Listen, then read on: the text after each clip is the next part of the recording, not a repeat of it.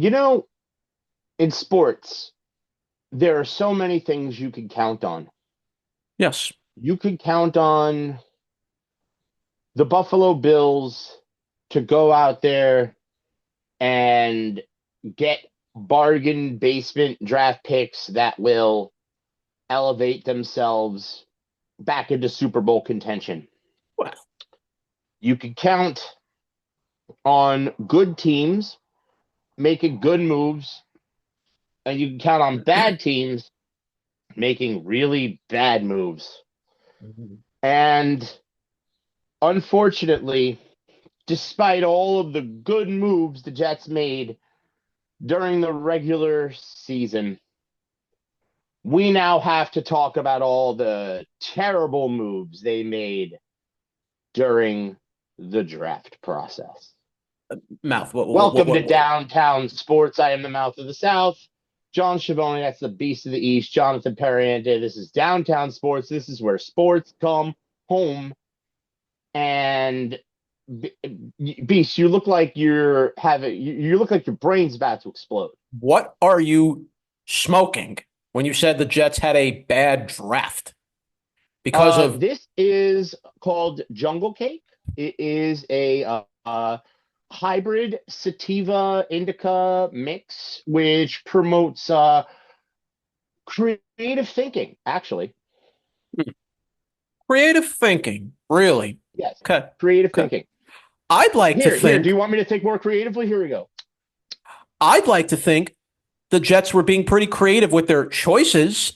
They weren't just Yes, we always were. You were killing Joe Douglas when he had the biggest draft of his career in 2022. You were killing Joe Douglas. Still and wanted Joe Douglas was gone. I not right for killing him? Look at the results. Was I not correct? You basically wanted him gone ever since Zach Wilson was drafted. That's what Was killed you. I not correct? Okay, Zach Wilson did not pan out. But, it's a shame because Reese panned out. Garrett panned out. Yes, I would have liked for Sauce to have panned out. Unfortunately, No, Sauce, no, the the sauce went sauce went sour. The sour. sauce went sour is what happened there. A damn shame. Yes. But Muji figured out how to turn a jar of spoiled sauce into two first round picks. Yes. And we're going to go into these picks. I want to talk about the NFL draft because you know what? Both the Jets and Giants, I think, made pretty impactful moves. All right, let's And dive if right. you guys, and by the way, if you guys paid attention to when we told you to go to the professional fanatics, I gave plenty of rankings about where I thought these players' careers would go, who I thought the best players were in this draft, regardless of where they were getting drafted on the draft board. I understand that my rankings were not based upon where they were going on the draft board. I get that. You draft people at the value that everybody else values them at. That doesn't mean that's where I thought their careers would go. But um, you know, you'll get a good sense of where I thought these players' careers would end up by the time this was all over. So to me, I found it kind of weird where the Jets went to some of these draft picks. So let's go over Yeah. each of these picks. What I like what the Jets did, at least, they finally decided to get players from winning programs, not from some random BYUs or from Wyoming's or from some random college in D1. No, they went out there to get guys from Indiana, from a Clemson, Yeah. from Miami. That's what I like. That's what I want to see. Get winning players from winning programs that can bring a different culture to a team. But let's start with the Giants. As you know, the Giants, just days before the draft, picked up an additional first round pick. Thanks to a trade with Dexter Lawrence, they ended up getting the number 10 pick in the first round, in addition to the 5 pick they already had. I'd like to thank the city of Cincinnati and the Cincinnati Bengals for being the most clown shoes organization on the face of the planet. Yeah, well, I that's what really happens would. when Brown runs the show down there. That's exactly what happens when. Thank you for taking Dexter Lawrence, who, by the way, notice how right during the trade process, I really wasn't letting my opinions on Dexter Lawrence out. Mm-hmm. Now that he's gone, I'll tell you exactly what Cincinnati has bought. Cincinnati bought a diminished star who they are now going to overpay a whole bunch of money to Hmm. get beat by backup offensive linemen. If Paul Brown was watching how Mike Brown is running his Bengals, he'd be turning in his grave right now.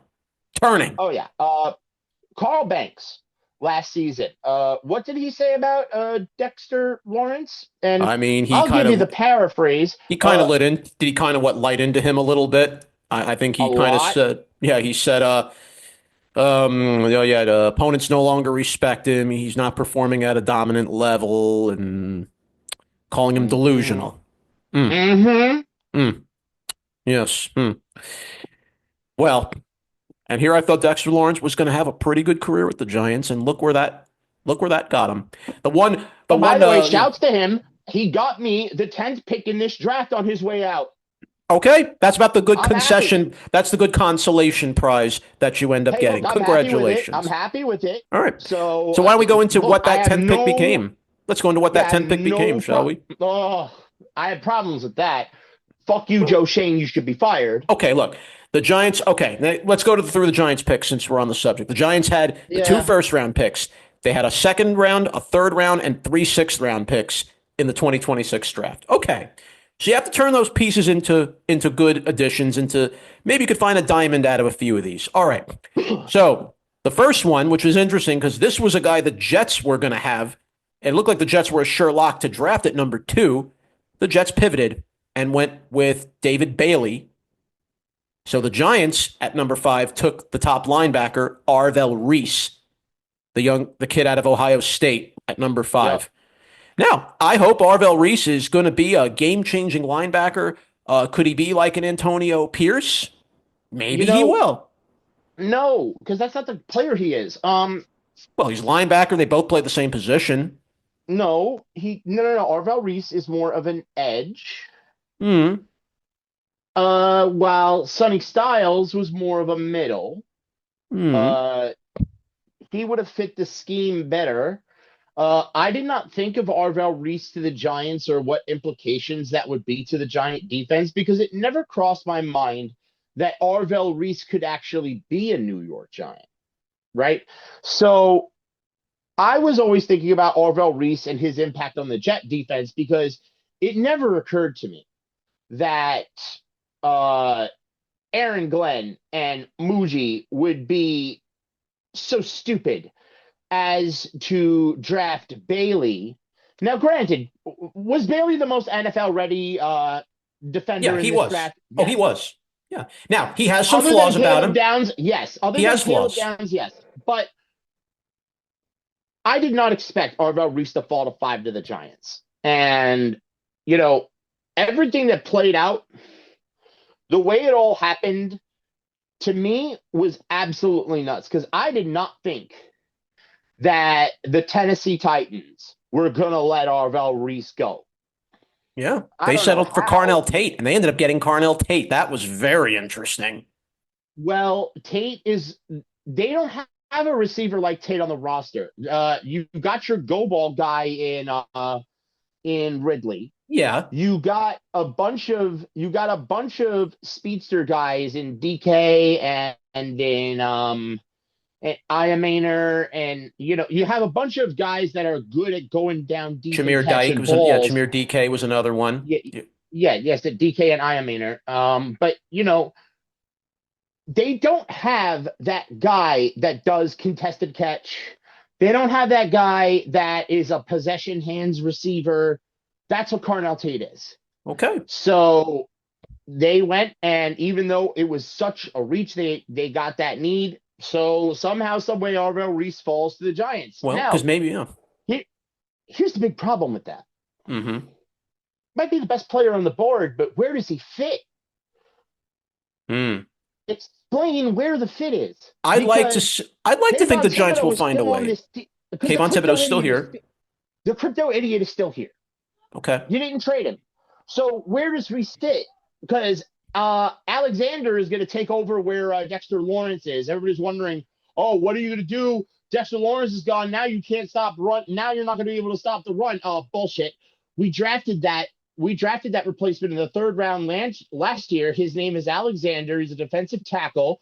We took him in the third round. We got him at a steal, and because he was supposed to be a second or a first round talent last year, and he dropped all the way to the third round. The Giants lapped his ass up, and that's the Dexter Lawrence replacement. And the Giants are also talking to DJ Reader, former defensive tackle of the Lions, and it looks as if they're getting close to a deal worth about $8 to $10 million.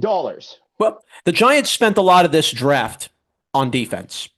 All right, they needed to beef up the secondary a little bit, and they beefed up the defensive line. Okay, let's go through the next one. Now, what did the Giants ended up doing with that 10th pick that they got from Cincinnati?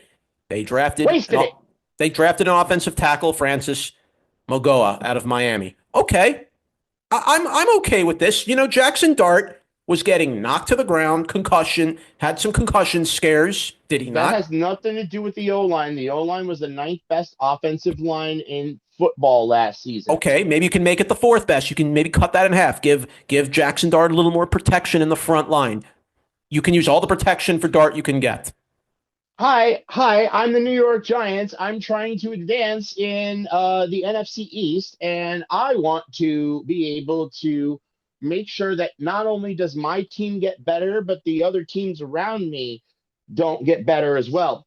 So I know I have a division mate who's picking 12th, or in this case, they moved up to 11th. And I know they need secondary help. The best secondary player in the draft is still available. I have needs in secondary. They don't have needs at offensive line. Well, the Giants went on to get a secondary piece at round 2. They ended up getting. I know, but why would you take the offensive tackle when you know Caleb Downs is sitting right there and Dallas is sitting right behind you? Yep. And you saw Malik Nabers' reaction when the Cowboys took Downs. You saw the reaction. I completely agree with him. Because that could have been your teammate instead of your enemy. Malik Nabers had the same reaction every Giant fan had, and I promise you it's the exact same. Yeah, I mean, look, it's tough. You have to sometimes make tough choices.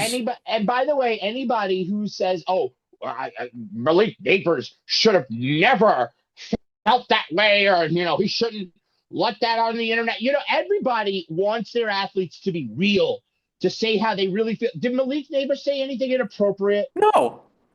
He had his opinion. He made his opinion. Did he insult the player the Giants picked? No, although many people think, he was throwing shade at a guy. He's not giving him love. No, he wasn't throwing shade at the player the Giants picked.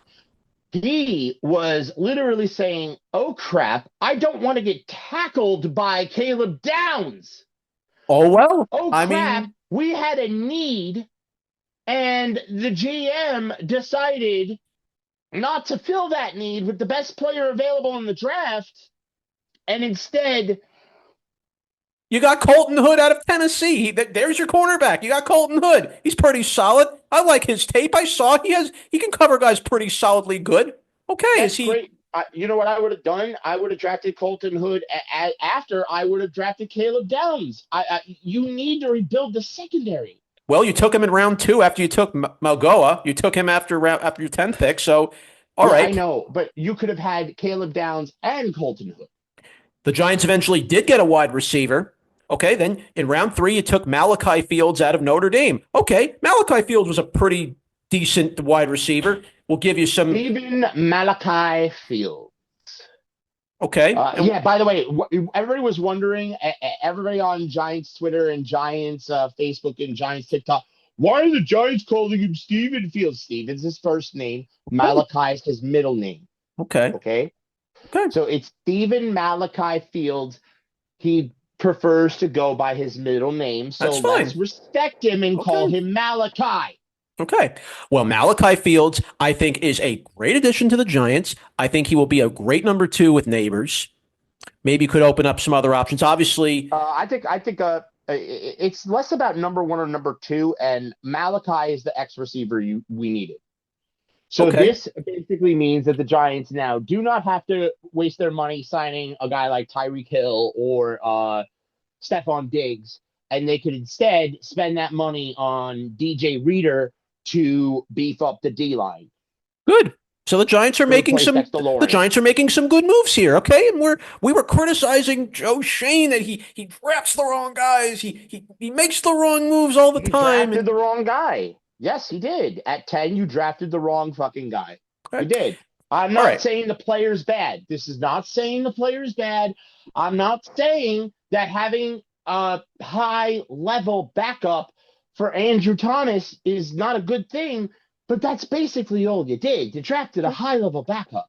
The Giants then drafted another are now the final three picks the Giants had, which were all in the sixth round. The Giants did draft another O lineman, J.C. Davis out of Illinois. Okay. You beef up the defense a little further. You get Bobby Jamison Travis out of Auburn. And then you get Jack Kelly, another linebacker out of BYU. Jack Kelly is the player I want on the Giants draft that I really want to focus on. Okay. Okay. Okay. Watch tape on this kid. He looks like Fred Warner.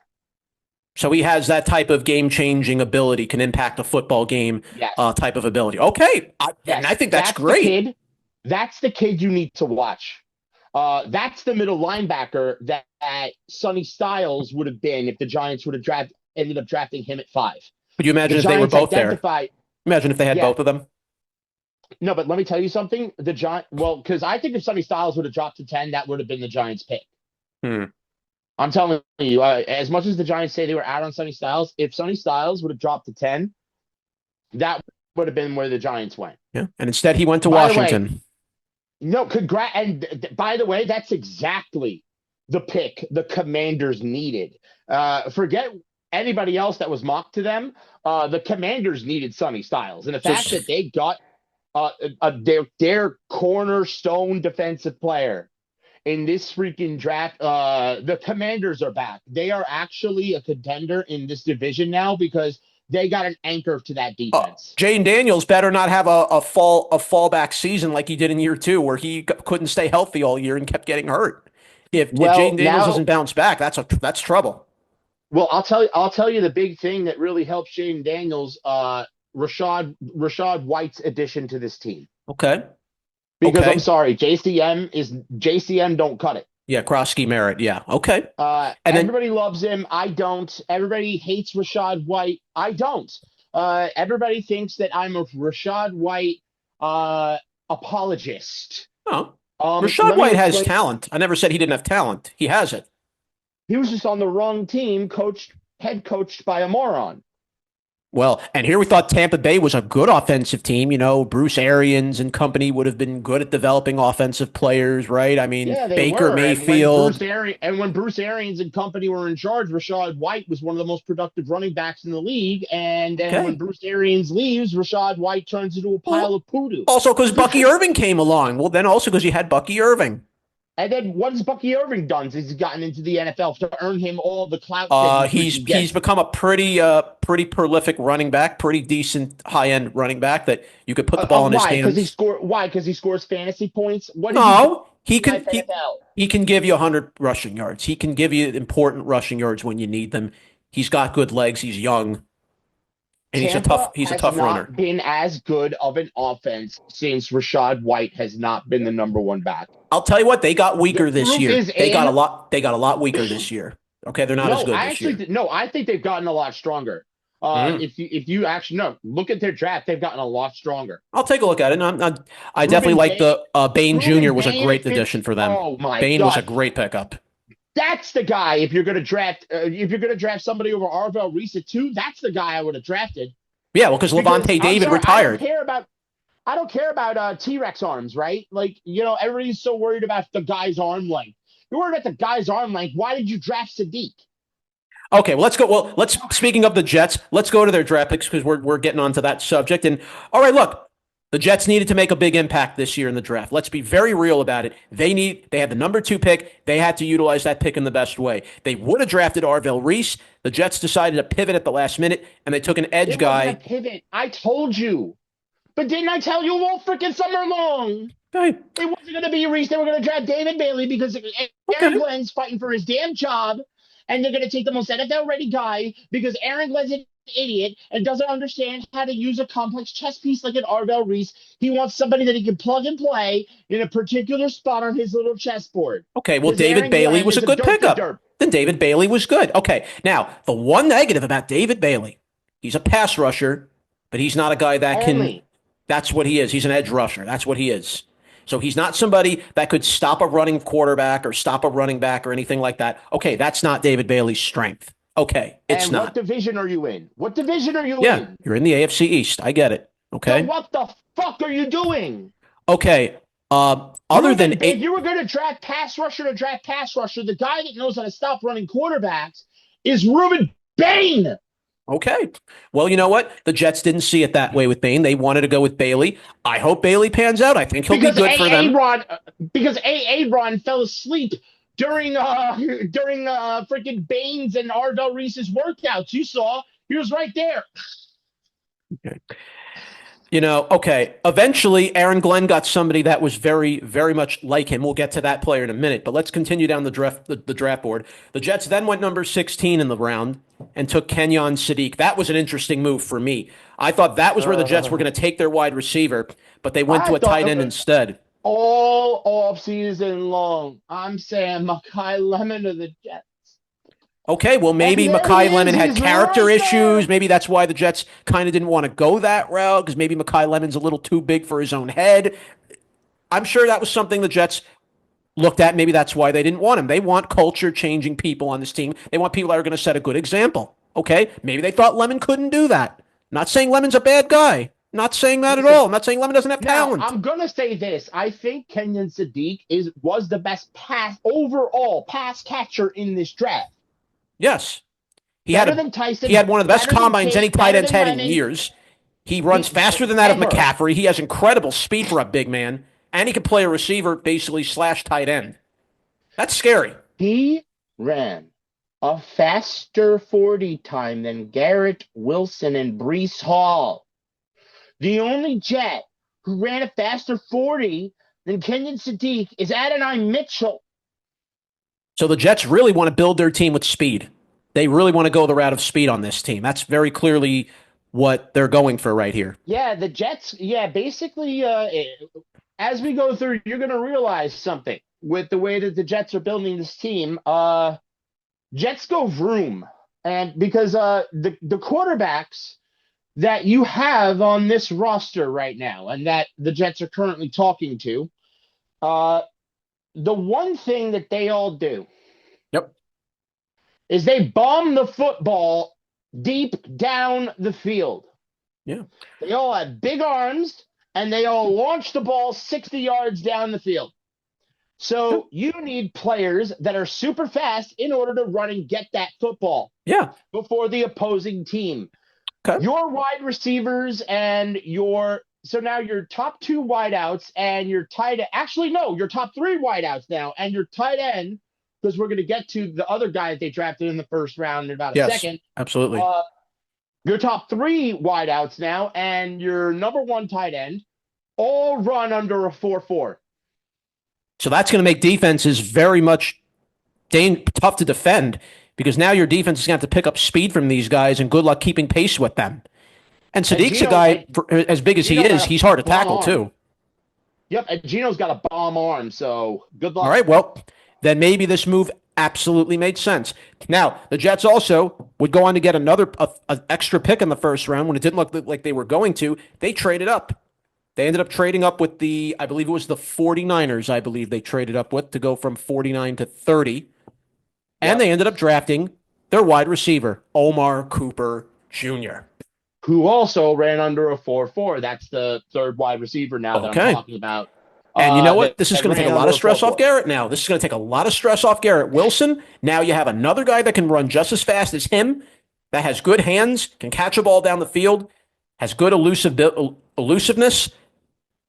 I like this. I like what the Jets are coming with here. You got an X, you got a static X, and you got a static Y. So guess what that means?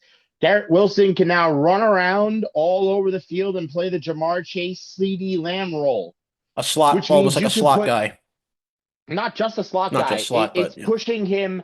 It's lining him up in the slot to get free releases like you do with Chase and Lamb. You could line him up at the X. You could line him up here. You could also line up Adonai Mitchell in the slot to get free releases. You could push your wideouts anywhere you want. You could line Kenyon Sadiq up. And who's your OC, John? Yes, you got Frank Reich calling the shots here. Yeah. What's his favorite formation? XY, the ability to spread your receivers around. Bunch. Mm-hmm. He likes trips. Good. And who's perfect for trips? Garrett Wilson added. Who's perfect for trips? Garrett Wilson, Adonai Mitchell, Kenyon Sadiq. Actually, so now what you could do is you have Omar Cooper Jr., Adonai Mitchell, and Kenyon Sadiq bunched up on one side of the field, Garrett Wilson on the other. You're going to have the ability to confuse defenses. You're going to confuse defenses. And then by the way, Mason Taylor is in line on every fucking snap. So you see, the Jets might have had a method to their madness. 3, 4, 5. There you go. And who said the Jets were making terrible picks here? I think they have a method to their madness. And you know what? That continued into round 2. The Jets got a guy that emulates pretty much everything that Aaron Glenn is. They drafted D'Angelo Pons as their new cornerback, who has skills very similar to that of his own head coach, Aaron Glenn. And he's a physical type of cornerback for a guy his size. He's not a big guy, but he's very physical for a guy on the secondary. Well, if it's going to be Aaron Glenn calling the plays and Aaron Glenn running the defense, and if Aaron Glenn wants to draft a guy that he's going to mentor, then fine. Okay. If he's good, hopefully he stays on the team. Hopefully he stays coaching the team for longer than 8 weeks. Look, Pons was very well regarded coming out of college. He was in Indiana. So this is a guy that, you know, hey, if you're getting Fernando Mendoza's seal of approval, I think I'll take my chances here. This is a guy that's played alongside a lot of talented receivers, knows a thing or two about them, and I'm sure he's going to translate that very well into the NFL. This is a guy the Jets need to make takeaways. Something the Jets didn't have was takeaways and forcing fumbles and interceptions. Jets had no interceptions last year, so that should tell you everything as a team on defense. He was a kid that I was hoping the Giants would have gotten in round 2. Yeah. That was somebody I had wanted from the Giants. I wanted Pons. So you see the pattern here of who the Jets have been getting. So you got Pons and Cooper out of Indiana. You got Sadiq out of Oregon. You got David Bailey out of Texas Tech. So all winning programs here. I mean, we're getting guys from good colleges with good repertoires.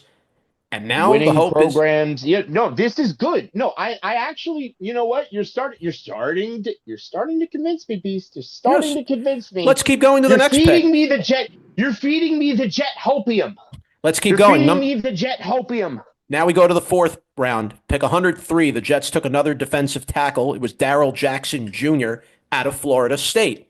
Okay, maybe this is the guy that will be the run stopper that Bailey couldn't do because Bailey was an edge rusher. So there, you needed a defensive tackle. You got Darrell Jackson. Okay, great. And you still have Quinnen Williams, so he can shore up your back end of that line. He's going to mentor Jackson, I would say, tremendously well. Okay, I like what the Jets are doing here. I like this. Get depth there. That's fine. Next. Okay. Now here's the one. We talked about this before we came on, and you were talking about it. You were telling me I'm nuts. You're telling me I'm crazy. Why are they drafting this guy? Why did the Jets do another trade up to get a weapon that they've really needed? The Jets ended up going for a quarterback. It took them. I can't believe I'm actually saying this. The Jets actually waited until late in the 4th round to finally draft a quarterback. Usually the Jets draft their quarterback early, right? They drafted Zach Wilson early. They drafted Sam Darnold in the 1st round, right? But they drafted Mark Sanchez in the 1st round. And we thought all those pieces, all those quarterbacks were going to lead to something. Honestly, I'll tell you the truth. The Rams jumped the Jets because if Ty Simpson was there at 16, Ty Simpson would have been a Jet. Well, he met with. I'm telling you all right now. The Jets had their shot at 2 to take him. The Jets could have taken him at 2, but they didn't. They went for Bailey instead. They weren't going to take him at 2. They were going to take him at 16. I'm just letting everybody know that they were going to take Ty Simpson at 16. Yeah. Well, it appears Simpson secretly met with Sean McVay before he got drafted. So he was that plan was already kind of in the works that he would be the eventual protege to Matthew Stafford. I think that was And look, Sean McVay will be great with Simpson. I think Simpson will thrive in LA when he gets his chance. I'm going to let everybody in on a little secret. Just because he met with Sean McVay doesn't necessarily mean that Sean McVay wanted Ty Simpson. No, but he didn't. I know, but and by the way, rumors are he did not. So this was a pick from Rams management planning for the future beyond McVay and Stafford. Okay, well then we'll see. Well then that means McVay may be on a hot seat. Then maybe his job is kind of running out. Correct, sir. They told McVay, we never gave you a first-round pick, and we're still not doing it. We're taking this first-round pick as an organization to plan for the future when you're gone. So the Jets ended up settling for a different quarterback since Simpson didn't work out. That's why the Rams are a good organization. They don't look at the nostalgia of what's currently happening. They look to the future and say, well, when this is all over, how do we continue winning? Yeah, well, that's how the great football programs work. They plan ahead for the future. Big difference. I know the Jets aren't that. Everybody thinks that the teams on the left coast have no heart. Where's the loyalty? Do you know what the loyalty is to their fan base first? And that's what loyalty to your fan base first looks like. They go with the flow of the fans. Simpson, yeah. It looks like drafting Ty Simpson to make sure that you have a quarterback for the future that's a first-round talent that has actual NFL skills. Granted, are they ready to start now? No, he's going to sit. But he's going to sit behind a veteran. He's going to sit behind Stafford. A situation where your veteran has 2 years left. And he will sit behind you for 2 years and learn. That's a big thing. And that's a forgotten art in the NFL. By the way, and that's the thing with Ty Simpson's profile. For everybody who wonders, why is Ty Simpson a first rounder? Why do the Rams go? Well, Ty Simpson sat for how many years? Couple. He didn't get his spot right away. He had to earn it. And then when he got his spot, what did he do with it? Oh, Ty Simpson basically blew it away. Yeah, well, you play for you come out of Alabama, you better come ready with whatever you're going to bring to the table. He sat for 2 years. Yes, he did. And then he went in and started and just blew shit apart. Well, that's what he did. His real calling card was last year because that's where he played 15 games and put an 11-4 record together. Yeah. Yep, that was only last year. He played 15 games and he played well. Yep. After sitting and learning for 2 years. He sat for about three. He sat for about 3. I mean, he basically But the Rams saw that and said, this is a kid who could sit and watch, learn, and then reproduce. There we go. So now back to the Jets and who they ended up deciding to go with. They drafted a very young quarterback named Cade Klubnik. Now, this guy was once a pretty decent guy coming out of college, was once a... Oh, I love how you're already throwing up the vomit bucket already before I even I'm trying to play up this kid a little bit. I'm trying to play up good things about him. No, I've watched video on this kid. I like some of his throws. I like some of his patience. I will not let you spread false propaganda on our program. Okay, what false propaganda spread? I'm just saying, I think the kid, from what I've seen, he looks decent. I mean, look. No, he sucked. Okay, he didn't have a good year last year. Who's better, Taylor Green or Cade Klubnik? Okay, Klubnik had 73 touchdowns to 24 interceptions for his entire college career. Okay. All right, now go to Taylor Green. Okay, let's look at Taylor Green. Sure, okay. Look, if their numbers are pretty close to similar, I don't see what the argument is. Okay, Taylor Green, let's look him up. Okay, his numbers are a little bit lower than that of Klubnik, 59 touchdowns to 35 interceptions. Okay. He had 35 rushing touchdowns. He has 35 rushing touchdowns. That's pretty good. He can run the ball. Great. 59, 69, 79, 89, but his numbers as a starter, but his win and loss percentage is barely above 500. So he was 24 and 22. He was on the shittiest. Okay, but he was on the shittiest Razorback. He was in the shitty Razorback program where the only receiver he had to throw to was Omega Blake, who went undrafted.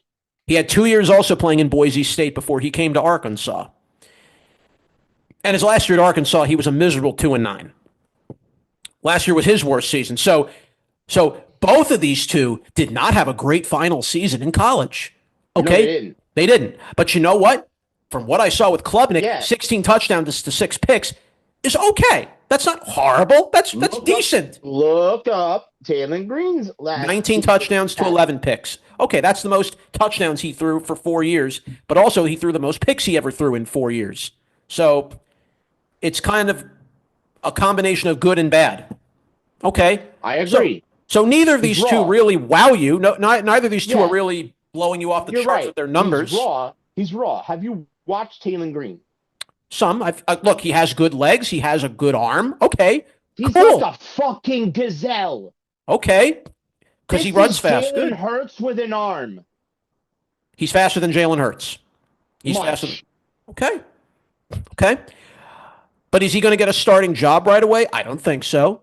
He's not going to be thrust into a starting role. He's going to back up. You don't know because now he's been thrust into that Cleveland Browns situation. Yeah, but the Browns have Shedeur.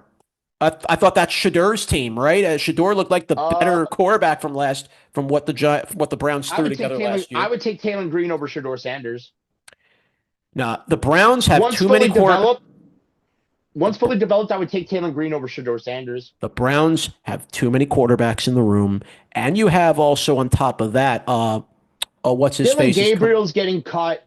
Deshaun Watson, you're not throwing him away. He's not going anywhere, I don't think, because you're going to throw out a lot of money from him. Well, no, he's going to be there. I don't think he's going to. I think he's going to start. You're going to see. I don't think he's going to start. You're going to see what you have in Shedeur Sanders. Yeah, and then Dillon Gabriel, you're basically ready to throw him to the curve, and now in comes Taylor Green. Dillon Gabriel is going to go to Atlanta, and he's going to be there for whatever quarterback doesn't win that quarterback competition. Well, because he's Stefanski's little pet project. Yeah, well, right now you got to beat out Kirk Cousins and Michael Penix. Good luck. What do you mean, beat out Kirk Cousins and Michael Penix? Kirk Cousins is now in Vegas. Oh yeah, right. Kirk Cousins flew the coop. He's going to be the starter in Vegas. So you're challenging Penix. So you're challenging Penix. Good luck with that. Tua Tagovailoa. Yeah, well, Tua, I don't know how. He's gonna the tribal chief, the Great Oos. Okay, are we really comparing that? First of all, I thought he was from Hawaii, not Samoa. I thought Tua was from Samoan. Okay, close. All right. He's Samoan. Okay, cool. Good for Tua. Okay. Look, I don't know what Tua you're even going to have anymore. With how many concussions he's had, his numbers tailed off. He didn't have a good last season with Miami, 20 touchdowns, 15 picks. I'm going to tell you something. If Tua could get back to anything that he was in 2024, he's a much better player than Michael Penix. All right. Now, back to the subject of Cade Klubnik. We look at his numbers. I mean, numbers when you first look at them, 73 touchdowns to 24 picks. I mean, that's great. I mean, those numbers really impress me. Okay. From some videos I've seen of him from last year, okay, he can make some throws. I'm not saying he's a perfect passer, not saying he has a long arm, but he can make some throws. He's not afraid to take a hit. Seems like a pretty knowledgeable kid. Darren Mucci's talked very highly about him. I don't care. He's not going to be starting. He's backing up Geno. He's not going into the starting roster. You might even have Russell Wilson coming in to back up Geno too. So he is not going to be thrown into a starting job. No, that's a quarterback competition. Okay, well, Russ versus Geno right now is a QB competition. Okay, so then what should we have to worry about with Klubnik trying to take their spot from them? He's not ready. Because if you're going to draft somebody to be the future quarterback, I'm going to draft on traits then.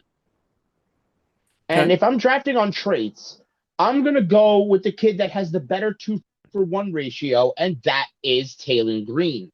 Okay. And by the way, Taylor Green got picked with the first pick in the 6th round, correct? Go back to that. But here's what Cleveland Browns. But here's what I do want to hint. Look, obviously things would have been totally different had the Jets drafted the ability to take Dante Moore. Then we wouldn't even be having this conversation. Okay? We wouldn't have this right now. Or Nussmeier, or the fact that Nussmeier went to the Chiefs, if you can believe it. The fact that the Jets didn't take Nussmeier, ridiculous. Either. Weren't you critical about Nussmeier? You thought he wasn't really good, or maybe I thought Nussmeier was shit too. But he's better than Klubnik. Hmm. I mean, Klubnik. Klubnik is garbage. He did not. I'm sorry. He did not. You spent all your time at Clemson, and then Yeah, you Taylor did. Green was And taken number one in the sixth round. Yeah, he was taken first in the so sixth round. you see the comparison between the numbers, right, John? Did you really have to trade up to get Cade Klubnik? And you know what the funny part is? This was a pick the Browns got from the Jets. Isn't that kind of nuts? From Jets via Cleveland, Jacksonville, Las Vegas, Buffalo, and Denver. This was the 182nd pick that the Browns ended up getting, So you're taking Green literally out of telling Arkansas. me. So wait a minute. You're literally so you're basically telling me you traded Taylor Green for Cade Klubnik. Pretty much, if What according to the what I'm reading fuck? here. What the fuck? Are we? So now Now what? do you Now you're going to say see? fire Darren? Are you going to fire Darren Muji No, now? Is he fired no, now because he drafted a no, no, quarterback? no, no, because you don't really know. And 3 years down the line, we'll figure it out. Because at the end of the day, both of these guys could just never see an NFL field, and we're just not going to The care. Jets have been But trying to find a quarterback for 50 plus years. They've been trying to find that successor to Joe Namath, and they've never found it. this ain't it. I'm not And saying Clay Klubnik's the future. I don't know that yet. We don't know until he gets out there and we see if he makes progressions in the NFL. Will he make improvements? Will he maybe be able to tell the doubters about who thought he makes terrible decisions and throws into dangerous territory? all I know is I'll prove him the wrong. fact that the fact that Geno Smith is going to be the Jets starter Mm. is going to help whatever quarterback the Jets just drafted. Okay. So, you know, since Geno has been through uh being the rookie with all the expectations thrown on you, and then also a lot of people didn't believe in Geno Smith when he was picked. Yeah. So, remember, Sanchez was still there. People were starting to maybe doubt Sanchez a little. They took Geno Smith, Yeah. and That you stint didn't know, go very good, and he had a backup for how many years with the Giants and then eventually the the Seahawks gave him a Giants and the chance. Seahawks, and then when Russ went, they gave the keys of the kingdom to Geno Smith. Yeah. And you It's know what? tough. I mean, but They're look, the building, fact that he but still stayed and persevered, all the credit to Gino. and He's come a now long he's way. back. And now he gets to have a chance to right the wrongs that people thought about him when he first was drafted. Let's hope that Gino can prove people wrong. But let's see what happens. No, Look, but next year the is going point, to be a no, but very the point nice. is, Yeah. no, but the point is, Mm-hmm. you had a special opportunity this year to get a kid who would have the best athletic ability at the position to have Gino train them from nothing and Frank Reich train them from nothing to teach them how to be an NFL quarterback in 1 year. Yeah. Well, I can tell you this: Frank Um, Reich knows a thing or two about being a backup quarterback. Him and Aaron Glenn go quite a ways back. They go about 30 years back. You remember when yeah, Aaron Glenn was on the Jets as a cornerback of secondary? You know who the Jets' backup quarterback was back in the 90s? I know it was right. It was Frank Reich. Yeah, I understand the entire thing they're trying to do here. Now, let me give you something else really yeah, fast, sure, okay? sure. I just want everybody to understand because you keep cutting me off in the middle of the point. Sorry, go ahead.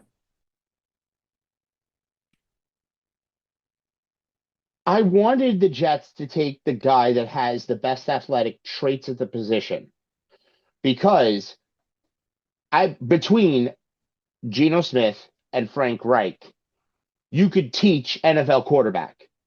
Taylor Green was good enough that you could teach NFL quarterback. Taylor Green had no weaponry around him his entire career. Mm-hmm. In Clemson, Klubnik had all the weapons. Okay. So to me, if I would rather take a guy that got his ass beat in college with no line, no weapons, no wideouts, and still somehow put up numbers. Because to me, that's the only way I see NFL level adversity versus a guy who had it easy with a better O line and didn't produce as well as he should have. So you'd rather take one that wasn't spoiled. In other words, that's Right. kind of the route we're going with this. Okay. Which is why I also like Shador Sanders, because as much as everybody wants to say, oh, son of prime, oh, he had everything handed to him, he played behind the worst graded offensive line in Division One Yeah. And on top of that, you know how many with teams no passed one to on, throw it to except for one guy. and you know how many teams passed on Shador before the Browns finally decided to take him? It took him till like what, the sixth round last year for Shador to even land on a team? Because obviously his stock fell tremendously because of what people thought about him. And they thought wrong. The kid has done nothing but do and say everything right since he's been drafted. All right. Well, I certainly He hope really that has, and everybody's got to leave him be. Like, you know what? And good. Let the Browns draft Taylor Green for him to compete against. there was It's another just quarterback. dead. There was another quarterback in this draft that also he ended up not getting drafted, and everybody thought he was going to be. He has good talent. He believed in himself. He believed he didn't need an agent. And finally, the Ravens took him, undrafted, a kid named Diego Pavia. I've heard good things about him. I know he's talented. I've heard about him. I've seen him. He is a talented kid. Here's the. You want to know the Diego Pavia story?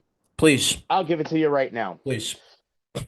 Diego Pavia had the very unfortunate circumstance of coming out in the NFL draft after the year Kyler Murray officially busted out of Arizona.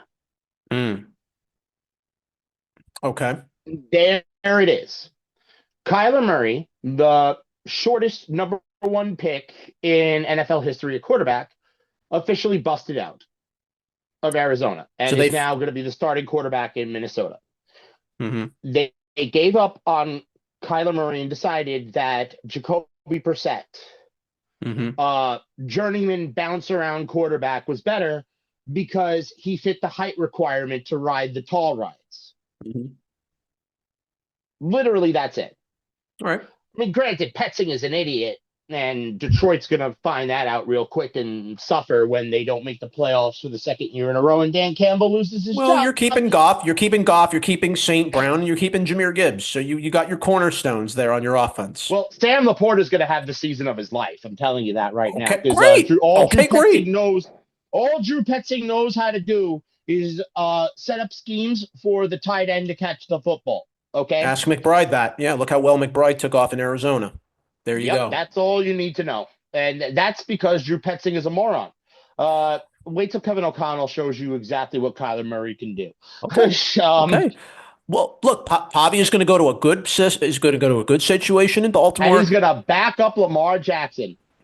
All right. And well, he's going to have to earn it. Earn That's the perfect quarterback for him to back up. Well, because he can run the ball and throw. He can do a little bit of everything. He can run. He can throw. He's not a big guy. He's 5'10". That's about the only negative about him is he's not a tall guy. He's about as big as Kyler Murray. And he's got an ego. That does not match his skill. And here we thought Carson Beck was a problem. And here we thought Carson Beck was going to have a character problem. And yet he got drafted and Pavia didn't. Someone took a chance on Beck. Well, Arizona did. Okay. And maybe he'll develop into a good quarterback. Who knows? Who knows? Hopefully. So the last couple picks for the Jets, we'll go run through them very quick. Inez Cooper, a guard out of Miami. He was taken in the 6th round. And then the final pick, the Jets took a safety in VJ Payne out of Kansas State. So overall, if you really minus Klubnik, who they got via trade. And Sadiq, I'm sorry. I like Sadiq. I think Sadiq's going to have a good future. I think Sadiq's going to have a very nice career. I think if you take tight end off of him and really just transition him to X receiver. Well, he's basically kind of a hybrid of both. He's basically a hybrid. Yeah, he's this new tight end too. Okay. Basically, what they've done is offensive coordinators have figured out that you could get an extra pass catcher on the field, slap tight end next to him. Okay. And basically run him out of the slot. And, in 5 years, you could pay him $14 million on a franchise tag and not have to, sign him for a lot of money. Well, the Saints did that with Taysom Hill, tight end / quarterback. They kind of And used him in many little packages and dimes, nickels and dimes, whatever you want to call it. And they used Taysom Hill beyond what he was positioned to do. And they yeah, made him exactly. something So out of it. if you are a player that weighs over 230 pounds and is 6'3", you are no longer a big bodied wide receiver. You're going to become a tight end, and you're going to be the TE2 of your team. And you're just going to be a third. You're just basically going to be the wide receiver three, but they're going to throw you into the tight end two position so that they don't have to pay you wide receiver money. Well, Sadiq will go in at 6'3", 245 pounds. I mean, that's for a guy that can, for the guy that size, and he can run faster than even Wilson, and he can run faster than that of even Christian McCaffrey. Let's see what he becomes. I'm going to be very fascinated to see what Sadiq will become as a Jet. And look, Omar Cooper, I think will benefit him just fine. They're going to Oh be with yeah, a I they're think going to be with a good they're that going to be with a good coach in Reich. I think they have a very good system with Frank Reich here. He can bring the that's best the out of pick that I offense. think makes up for it. That's a pick that I think makes up for the Sadiq pick is the fact that you went and got Yeah, Omar Cooper yeah. Jr. They I took it. Look, mean, I think Darren Muji played a very calculated risk and knew what he was doing, or he wouldn't have done this move at all. He wouldn't have taken Sadiq first and then play his cards, and then okay, now I'm going to go take Omar Cooper every at 30. one, every one of these skill players, like I mentioned at the top of the show, has 40 times of below 4.4. Mm-hmm. Adonai Mitchell, Garrett Wilson, Kenyon Sadiq, and Brees Hall all have 40 times of below 4.4. Yeah. You know, the funny part is, as you know, before Sadiq the nine, that's when the Buccaneers took Reuben Bain Jr. before the Jets. So there you go. That might have been the Jets' other plan. Yeah. If Bain dropped to 16, Bailey and Bain on each Yeah. end. Well, sometimes you have to play the cards as they come. And so let's run through a brief portion of some of the impact players that we talked about and also you talked about from the Fanatics with the top 15 wide receivers. And we wondered where they were going to go. Well, these wide receivers found a new home. Obviously, the Jets with Cooper was one good move. The Saints ended up getting Jordan Tyson, who was one of the more, I think, the more highly talked about wide receivers that obviously I think had probably some of the most talent coming out of this draft. And you know what? He's going to be in a good place in New Orleans. All right. You We'll have talk Shuck. about on Tuesday. Yeah. We're setting you all up Yeah. for next week when Rob from the Professional Yes. Fanatics comes because this is going to be the conversation that we're talking about for fantasy. Of course. We're setting you all up right here, Yes. right now. Yeah. So I think in New Orleans, I think Tyson will be very good. He's going to be right there with Olave. Shuck looks like he has a very bright future as a quarterback for them, at least from the sample size he showed us toward the end of the year. So I think the Saints have something really good here. And now they're going to have a double receiver threat with Shuck throwing the ball. I kind of like what I'm seeing with New Orleans. And maybe they might make a little noise and come back in this South and maybe put themselves back Throw into up that playoff list, contention John. Throw again. up that list so that everybody can see it. Okay, sure. So let's look up our little draft board. Put it up right here for all of us to see. Hold on a minute. Okay. And there we are. All right. So then, of course, the first wide receiver that got taken was Carnell Tate to the Titans. So, okay, we briefly talked about Tate. I think he will do some Yeah. very good things with Tennessee. I hope. I hope that Robert Saleh and company know what the hell they're doing. I hope he learned something from when he was a Jet. Mm-hmm. And I certainly hope Brian Dable can run this offense better than he did with the Giants. Well, like I said, I think they let Dabo near the draft board way too much. Okay. Jeremiah Love, the top running back, he got taken at number 3 by Arizona. I thought he was going to Yeah. fall further down, but for him to go to Well, Arizona. I thought we were getting our list. Oh, yeah, Of yeah. the Oh, top from what? 15 wideout. Right. Okay. Let me share that with all of us. Okay. Fine. We don't want to see well, I just wanted to show the draft board and kind of where the first couple of people went. All right. But let's bring that into fruition. So, and we all had very different opinions. Each of us did with our drafts. So let me pull up the board that I had that I sent No, to I you. wanted. I Huh? sent to you the. I sent to you the downtown sports list. one that AI put together of Oh, yes. all heart and Yeah. mind work. I got to go all the way back to that one. Oh, my goodness. All right. Yes, you do. Well, the numbers in comparison, at least from what I read on it, they weren't too far off what me and the whole gang had. But fine, let's go right back to that and let's bring that draft into the picture again. So overall, though, I like the moves made. I think we'll have something here. But let's see how it all pans out. Let's get it up here momentarily. So, give me one. Yeah, we got a second. It's fine. I know but to go all the way back in time here is, even a week is a long period of time. It feels like a Let's millennium go ago. back in time. It wasn't too far back in time. The Mets couldn't even win a game for 12 straight, and then, somewhat Oh, restabilized themselves. So congratulations. somewhat. Yeah. Okay, here we Somewhat. are. They're not Bingo. winning anything this year until they fire Mendoza. Okay, here's what Alex we've got. Cora is available. Go fire him. Go call Alex Mendoza. Get him off the couch. And go call Alex Cora. Get him off the couch and bring him straight to New York, please. So here's what There we got. go. Okay. So yeah, Carnell Tate was number 1 on your board. Okay, and he was the first receiver taken. Cool. Our board, this is what AI took all of our lists and our rankings, combined them all, and spit out Okay. as Well, our top list. Okay. Tyson then got taken at 2, and you know what? Played right into our hand. Tyson was the next one taken after Tate. All right. And look, honestly, I think maybe Tyson was a little better than Tate for my personal opinion. I agree. I think Tyson was a little better than Tate. My list had Lemon at 1, Tyson 2, Tate 3. Look, they both were kind of a mix in this 3, and you know what? Okay, Makai Lemon went 3 on your board, and that's fine. I have no issues with this. This isn't my board. This is the board we threw our board. Yeah, all of our opinions together into Google Gemini. You see how it says Gemini draft report with the little Gemini symbol? Yes. Gemini took all of our opinions and spit that out at us. Okay. This is what we have. All right.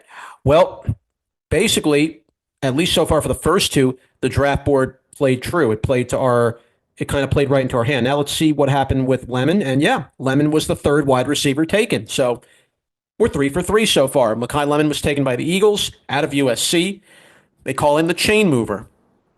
I'd say that's pretty fair. He extends plays and can get you big first downs. So there's no doubt about it. Lemon will definitely bring that type of play to the Eagles. Now with A.J. Brown leaving, is he going to be a top weapon for the Eagles? He's going to be their number 1 receiver? He's going to be their number 2. Number 2, probably. Yeah, Devontae Smith is going to go off, but that's for that. Rob is going to go into all those fantasy implications. Number 4, I think Denzel Boston is going to be, and he landed in the perfect spot, in my opinion. Well, Boston went a little bit number 4 and 5. Boston went a little bit later in the draft, which is kind of interesting. The one after him, Casey Concepcion, he was the 4th receiver taken in the draft. To the same team. He went to Cleveland, did Concepcion. Both of those went to Cleveland, actually. Oh, well then, you know what? Maybe this was a good thing for them. And listen, I hope Concepcion if Shedur's throwing the ball to these guys, I think Cleveland's going to have something really special here. I think they do. I'm going to tell you something. If Shedeur Sanders is throwing the ball, Casey Concepcion is going to be better. If Taylor Green is throwing the football, Denzel Boston is going to be better. So it depends which quarterback you get. So Denzel Boston is a hands possession receiver. That's what somebody like Taylor Green needs, an RPO merchant. Yep. But Taylor Green's got a big time arm, as does Shedeur Sanders. So, Concepcion might actually, in my opinion, should be flipped. In my opinion, he was flipped. In my list, Concepcion was 4, and Denzel Boston was 6 to CJ Daniels at 5. All right. Which is why you wondered why CJ Daniels was so high on this list. Yeah. In my list that I inputted into this, I had CJ Daniels 5.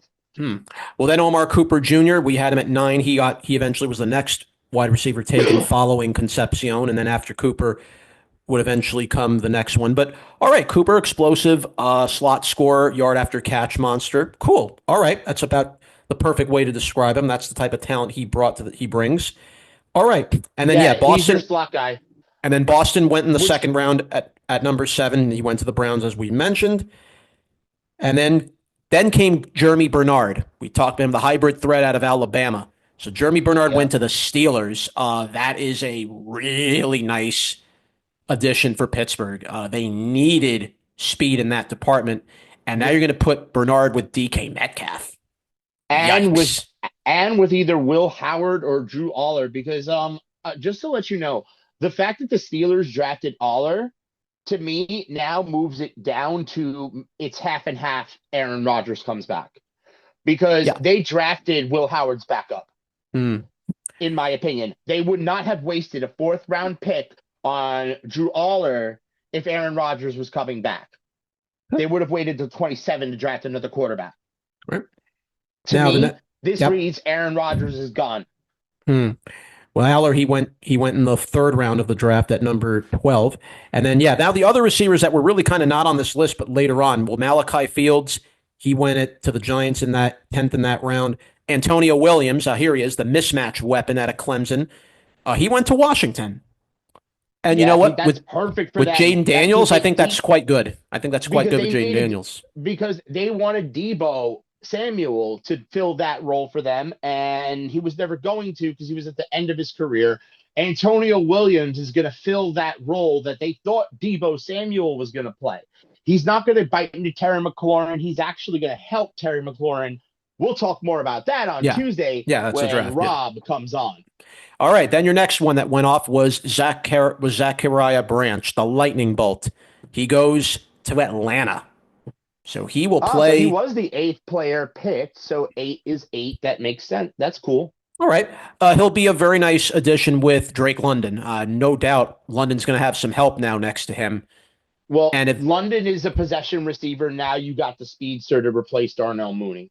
The Panthers, the next receiver. The Panthers got stronger when they drafted the guy we call the Tennessee Freak, Chris Brazzell II. Brazzell is not here's the thing. You guys loved him. I did not. He is I do like him myself. I just was worried about where would he go. I thought he was going to land in Chicago. Mm-hmm. I did not think he was going to land in Carolina. I think Carolina is a good fit for him. I think Carolina makes sense. No, it's like the same receiver Carolina always drafts. You have Bryce, and now you have Teteroa McMillan. You're going to give Teteroa McMillan a little extra help on the wide receiving department, and you have a good running game to go alongside him. Carolina showed something last year. Have you seen that Tennessee program does not produce?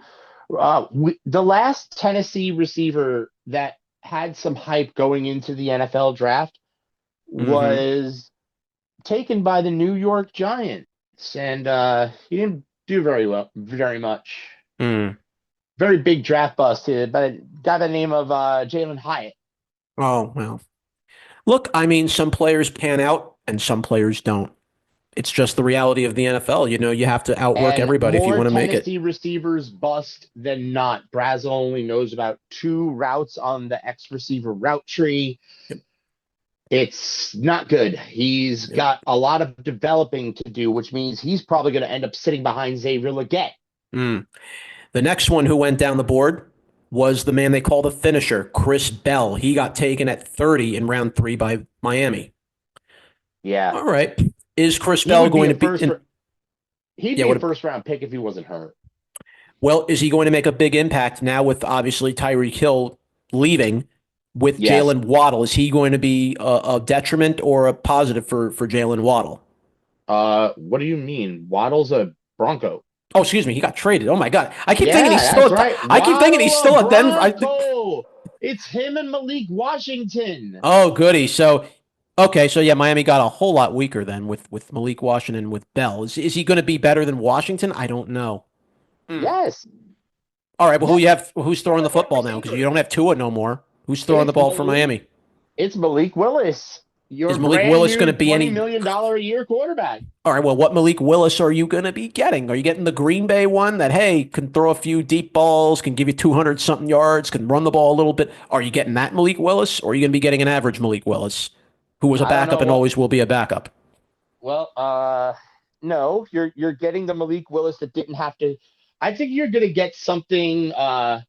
You're gonna get the Green Bay one because that one had a chance to sit and develop instead of the one in Tennessee that got thrown into the fire immediately Hmm. because All right. Tennessee's a bad organization. Hmm. All Now right. Malik Willis is just going to go to Miami, collect his $20 million so that he could have generational wealth for the rest of his life, Mhm. and go have a. And if he gets cut after this year, he will have collected $20 million. He'll have generational wealth, and he'll retire a young man unhurt with Mhm. 20 million in his freaking pocket. Right. And now let's go to the Good next for one. you. All right. Congratulations. All off of playing 4 good games for the Green Bay Packers. Hmm. Now let's go to our next man, the next one on our board, and he went to the Ravens. That's Elijah Surratt. All right. That is perfect. That was perfect for the Ravens, and that was perfect for Elijah Surratt. Well, they got a lot of Because toys there. They already got a lot of offensive pieces that I think Surratt will no, no, no, blend no, no. nicely in with. I'm going to tell you something. Elijah Surratt is going to catch a crap ton of touchdowns You think he'll because outperform Zay Baltimore, Flowers? You think he outperforms Zay Flowers? because Zay Flowers is not an end zone guy. Zay Flowers is somebody who's perfect between the 20s. They never go to him in the end zone because he's not a person who's good at contested catch. Elijah Surratt was the number one receiver in Indiana for a reason. It's Mm-hmm. not because he was more talented than Omar Cooper Jr. He's obviously not. Omar Cooper Jr. went earlier in the draft for a reason. Mm-hmm. But the reason he was the number one receiver in that offense is because when there is a one-on-one ball that Fernando Mendoza needed caught, there was only one player to throw it to Mm-hmm. in that offense, and it was Elijah Surratt. Hmm. Who on the Ravens outside of Isaiah Likely does Lamar Jackson trust You in really that don't trade? have anybody. I mean, I would have said, Now he unfortunately, does. yeah, I would have said, other than that, maybe if Mark Andrews was still kicking, I would have said Mark Andrews. But, but What now, like, Elijah Surratt does is gives Baltimore a legitimate X receiver that they could actually use to make Zay Flowers into the receiver he's supposed to be, a number one receiver that moves all over the field and gets free releases from multiple spots and creates mismatches on the defense. all right. Well, let's hope he has a good. I think he'll be fine in Baltimore. I wish Surratt the best. Let's keep moving. Rashad Bateman, bye bye. Let's keep moving on to the next man. Well, this is one that we also talked about. He's on our board.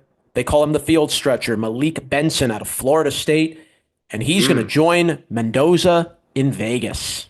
That is it, that it's ooh. Well, the Raiders needed some weapons for Mendoza. And they needed somebody to catch punt returns, and they needed somebody to do kick and punt returns because last year they sucked at that. He can do a little bit of both, so he can do a little bit of each. All right. Yeah, that's also partly why he went up the draft board as well. It took him till the 6th round till he got taken, though. It took him till round 6 until Malik Benson was taken off the board. That's quite a ways away. Because you thought maybe he would have been taken a couple rounds earlier. I'm surprised he fell into 6. There must have been a reason why he fell this late. There must have been a reason why. But, I had him. This is where I had Malik Benson at 14 on my list. So I guess the AI kind of agreed with all of our calculations and put him at 14. And the 14th ranked wide receiver in a class would go in the 6th round. Well, here's another one that went in the 6th round. This is wrong. No. Well, here's another guy that went in the 6th round right after him. We call him the Steal, C.J. Daniels. He went to the Rams at number 197 in the draft. Well, he's going to have Stafford's going to have a really good arm to go throw a ball down the field too, along with Puka. Welcome to Mr. Contested Catch. So if Devonte Adams ever gets hurt, this is the guy, right? Hmm. Um, I've seen him in his college film catch balls with three people around him. He is the one that made Carson Beck look good Okay. in his game film. Hmm. Carson Beck was throwing gravy. You know how people say medical balls or tent balls or hospital balls? Carson Beck was throwing grave balls, Yep. morgue balls, and CJ Daniels was catching them. Mm. All right. Well, that means, look, I'm happy that he can catch underthrown balls. I'm glad he can go up there. I mean, okay, he's going to fight for the ball. That's great. I love that in a receiver that is not afraid to back down He's from got anybody. hands. Good. He's got hands like Odell Beckham Jr. Mm. So he could be I've seen another. one-handed catches aren't oh my god thing with it. No. That's just Mhm.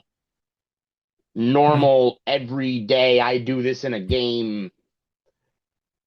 All right. Well, I look forward to seeing what CJ Daniels is going to bring to this team. And with Sean McVay running the show, I think they're going to be in very good shape. He's definitely going to make nightmare mismatches.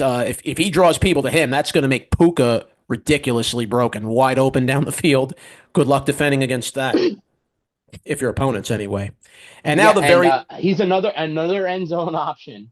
Another end zone option for Stafford and a receiver that could develop along with Ty Simpson. yep, So that Ty Simpson is a number one option when guys like Puka inevitably go to jail for eating someone or Devonte Adams retires. yep.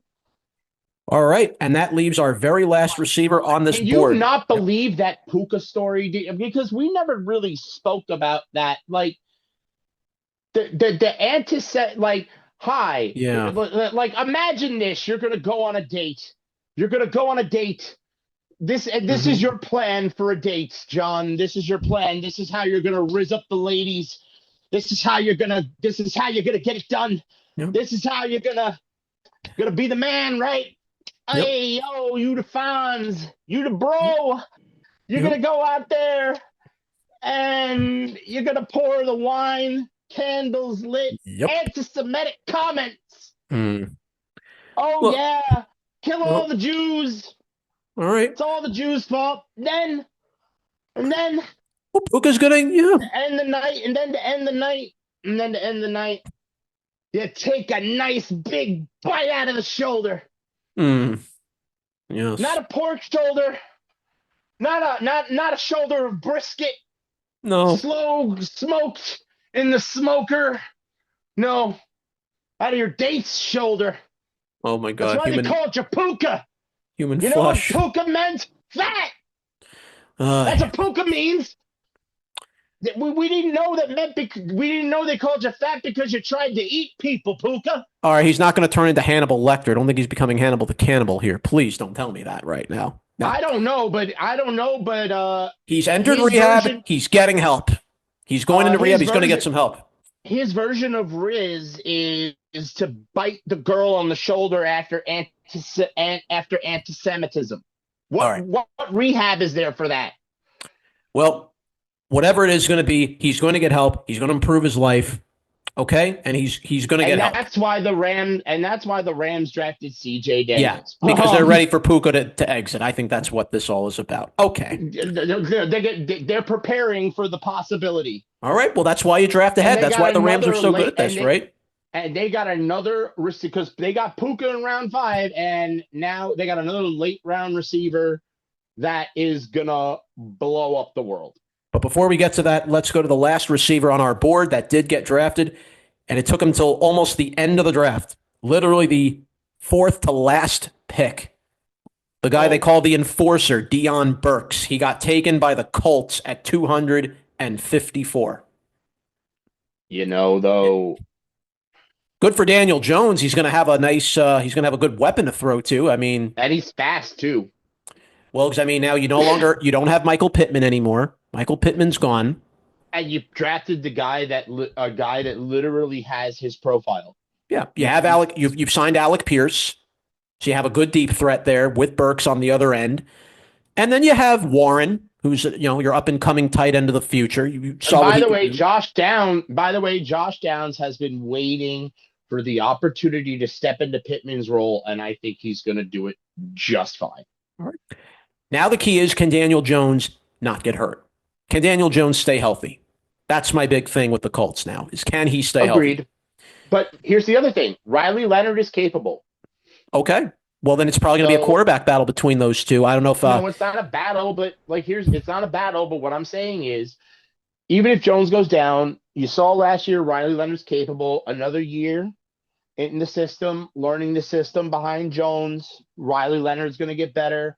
I think after this contract term of Daniel Jones, Jones is going to, they're going to say bye-bye. You're going to walk off into the sunset unless he wins like a Super Bowl or two. They don't win a championship with Jones. He's going to go off into the sunset, and they got their guy in Riley Leonard. All right. Well, I hope the Colts will build on that. They started off great before the injury happened to Jones, and then everything went downhill. It's unfortunate. So let's see if Indy can build. The AFC South is going to be what it is. Definitely going to be some changes up and down the board. Again, we'll talk a lot more about this when we have our man from Professional Fanatics here next week. We'll dive into drafts, and because obviously there are going to be some changes in the AFC South next year. A couple of weapons that were not here this past year are going to be in this coming year. But we'll get into all those on a later basis. But there you have it. So there's where our 15 on this board, our combined top 15 receivers went. I like, look, some of these moves did come true in the order we had them in. Definitely some of these guys, I like the teams that they're going to be playing for. I think about at least 10. I think 10 of these guys are going to have a pretty bright future. Remember, this board was not indicative of where we thought they were going to go in the draft. No. This board was more indicative of where we thought their careers were going to go.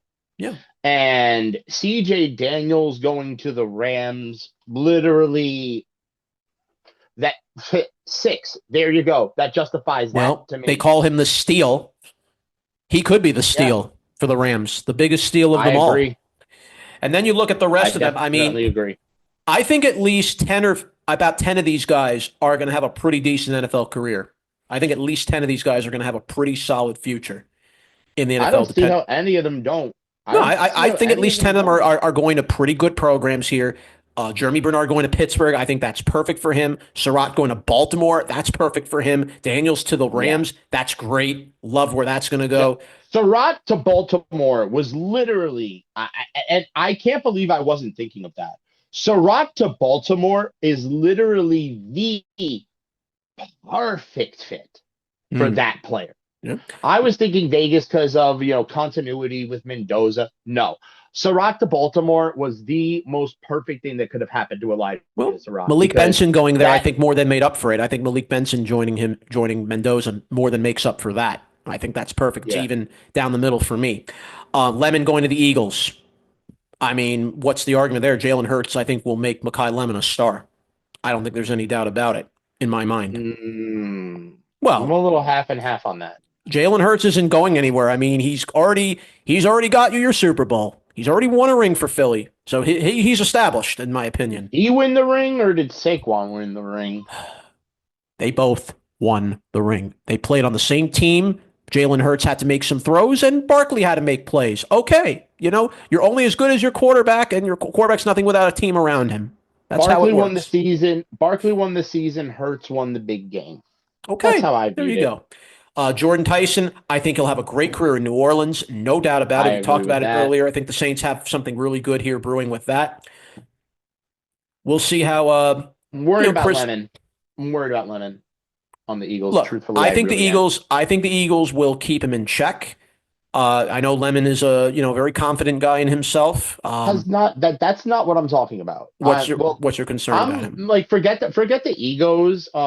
Because I know that team does have a bunch of egos, and you really don't need another ego on that team alone. Well, AJ Brown is about to be out the door soon. AJ Brown is more than likely leaving the Eagles in a matter of months, so you have nothing to worry about with that. We don't know that. I've And heard the Patriots are very much in line to make a move for Brown in June. I've heard very heavy rumors that he might go yeah, to New England. everybody says that, but you know what? What if they don't agree? How long did we hear that the Chiefs and the Jets were talking about Brees Hall? The Chiefs and the Jets were talking about Brees Hall.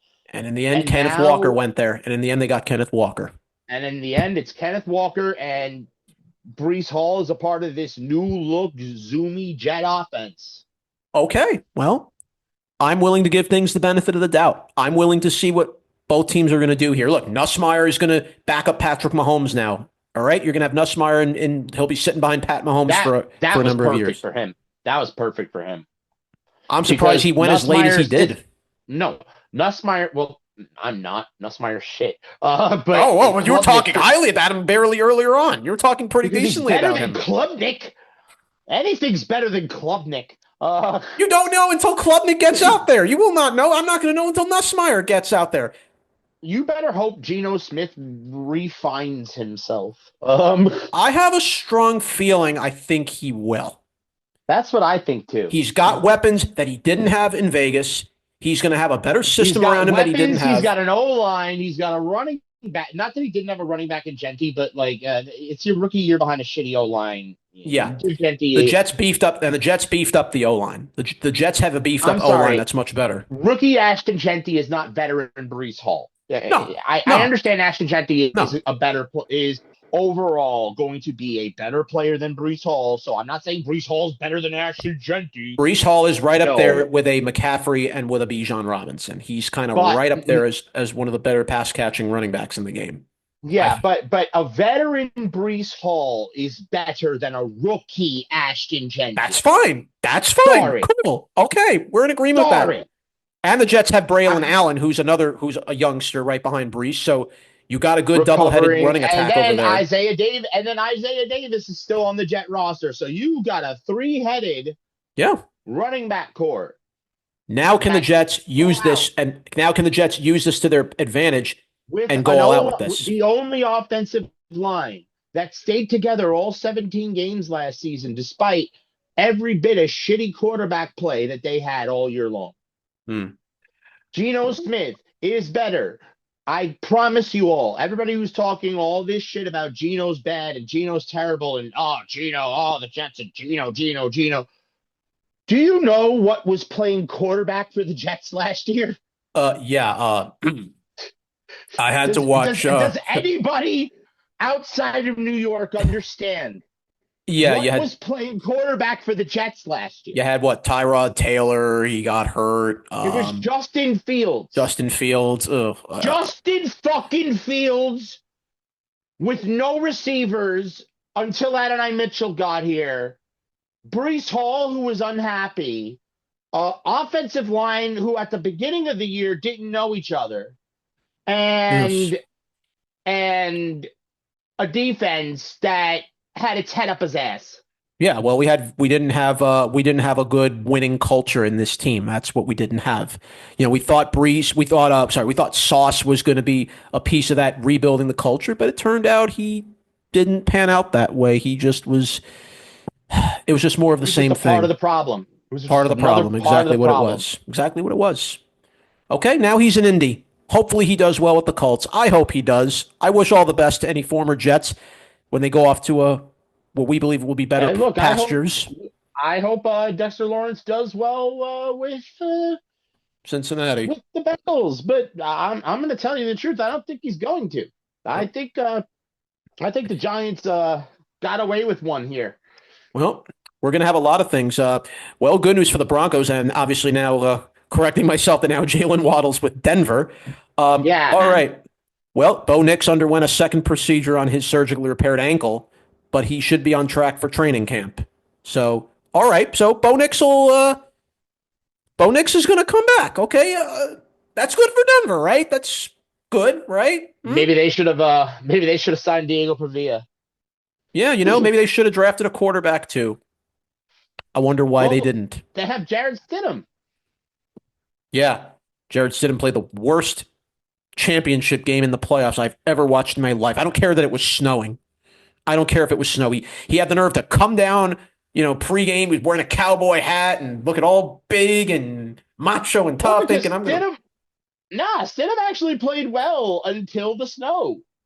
Oh, New well. England wasn't playing well either. I mean, Yeah, but New England is, both these teams are used to snow. New England, it snows. Denver, it snows. These guys should be able to know how to play in those conditions because they're used to this cold. They're around this cold during the late portion of the winter time. That's always normal in there. Now, if you're a team that's from like a California that's coming over here, you're not used to the cold. That's different. San look, Francisco, though, proved us wrong when they beat Green Bay on their turf in a playoff game. I agree with you. All I'm going to say is this. The AFC West is a stacked division unless you're talking about Vegas. No. Look, I'm willing to think maybe And Mendoza could surprise some of us. I don't know if he's going no, to do it right away. I think maybe it might take a no, year or he's two. no, he's a court. If you listen to what Tom Brady and to what Vegas is telling you, Kirk Cousins is going to be the starter. Mendoza is sitting. Okay, so he'll wait his turn. That's fine. Okay. Obviously, you're going to put some more weapons, I would say, if that's what Vegas wants to do. I wouldn't say, are they going to try to tank the year? Are they kind of trying to tank this year to get another extra weapon or two for Mendoza when his turn comes to take over? Maybe that's something Vegas is slowly trying to do. Who Anyone's guess. knows? I don't know. Vegas's draft ever. I'm sorry. I don't think they had a great draft, but we're going to go even deeper into that and what the MB and what the NFL draft means for your fantasy Yes, teams. when we bring We're in our going to do man that Rob next from week. when we bring him in. Rob Simmons from Professional Fanatics, our sister program when it comes to fantasy football. Yes. They're going to come. We're going to examine what all this means for fantasy going forward. But for now, that's going to until wrap up. then, we're wrapping this wrapping this puppy up. Want to thank everyone, Chris DeLarge, Tony Mainville, for putting also together their top 15 receivers in addition to what me and John all did. And I think, I'll tell you what, the draft now is over. Now we look forward to what each team is going to do with these new pieces on their crew going into the near future. But for now, you can listen to Downtown Sports. We are on 25 different platforms. We are on Spotify. We're on Spotify for creators. We're on Apple Podcasts. We're on Google Podcasts, Castbox, Bullhorn, Podbay, Listen Notes, Podcast Addict, Verbal, Castro.fm, Stitcher, Amazon Music, Audible, Podvine, Odyssey, iHeartRadio, Podchaser, TuneIn, YouTube Studio, and YouTube. Always, of course, a shout out to our friends at Professional Fanatics, professionalfanatics.com. We will have Rob on with us next week to dive into the upcoming fantasy season and what these new pieces now are going to mean coming into the football season for all these new receivers and toys that came through this draft and what they're going to bring to the fantasy season next year. Yeah, and by the way, you know that our show has a slot in their Dynasty League. So, you don't got to worry about paying for it. I got our entry, but beautiful. All right. We got a slot in their Dynasty League, so we need to figure out how they work in Dynasty. So Rob's going to come on, tell us how this all works in Dynasty, and we're going to take all this information and use it to take his freaking money. What do you think? Really? We're going to go that route, huh? Okay. And look, he hears it. He knows it. It's right here for him to listen to and hear. Clock it, understand it, write it down. He knows what it's about. Very well. All right. All's fair in dough and fantasy. Oh, I thought it was going to be all's fair in love and war, huh? I guess we're not going that route. All's fair in dough and fantasy. Okay. We're very serious about it. Okay. Well, for Chris. Fantasy is serious business. Yes, I know. Very serious. For Chris. For Chris, Tony, I am the beast of the East, John Perriente. That's the mouth of the South, John Schiavone, saying goodbye and good night. Thanks for listening.